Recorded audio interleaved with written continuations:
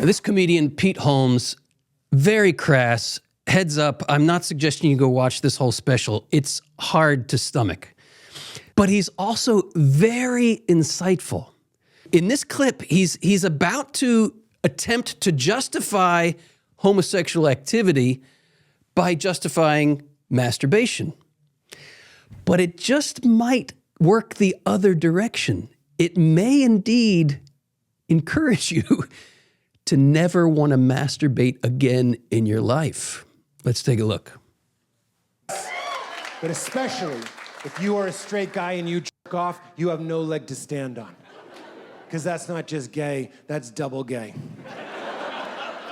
If you are a man and you have sex with another man, that's only one level of gay. If you jerk off, that's double gay. Because listen to me, you are giving a man a job. While at the exact same time, you are getting a job from a man.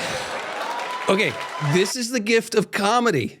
It shines a light on our utter ridiculousness, right? He's saying here, look, guys, if you are opposed to homosexual activity and you masturbate, you have no leg to stand on, right?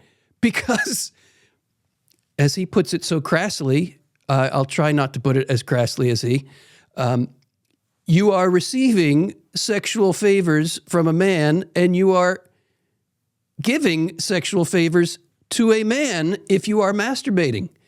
That's his point for justifying homosexual activity. But surprise, surprise, it may work in the exact opposite direction. In fact, that's my point in showing this.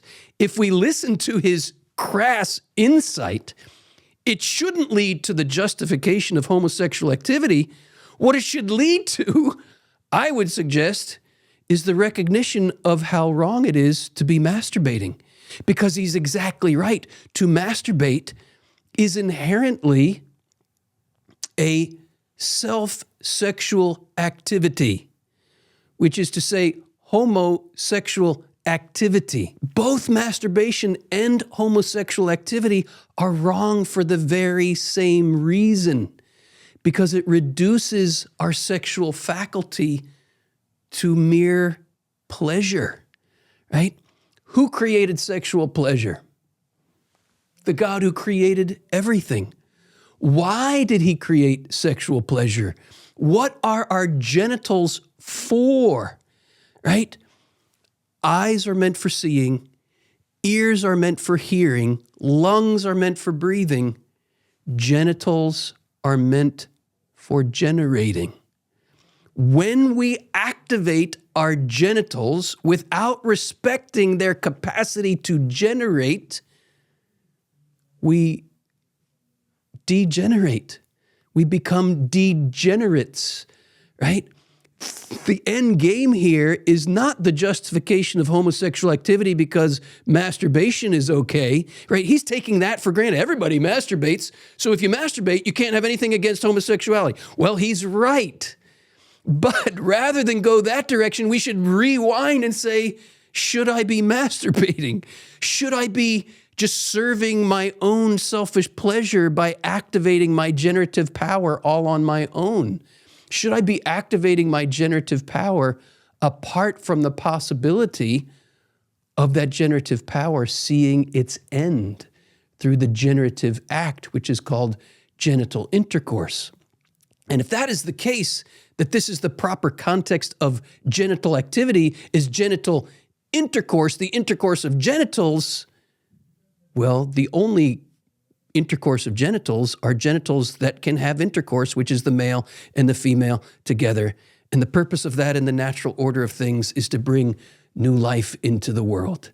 What we have here is the contraceptive mentality played out in its logic, right? When you view your genitals through condom-colored glasses, all of this is fine. When you take off those condom-colored glasses and you recognize genitals are meant to generate, and we actually respect that function, what would the world look like if we honored the fact that genitals are meant to generate? What would the world look like if we organized society in such a way that upheld and honored the meaning of genital intercourse? It would be a world in which men and women learned through real struggles how to honor and love each other. The world that's being held out here is a world based on a masturbatory paradigm of please me. And when the paradigm of please me is our sexual modus operandi, everybody else becomes merely an object to please me. This is not learning to love. This is learning to use people. What do we really want in life? Do we want to be used and use? Or do we want to be loved and love? It all begins with a proper understanding of the meaning of being male and female, which is to say, it all begins with a proper understanding of the meaning of our genitals. Thanks, Pete Holmes. That's where he took us. And if you want to go deeper into understanding your creation as a man or as a woman, click the link below, TOB for free. We will send you 3 free sessions to our introductory Theology of the Body course.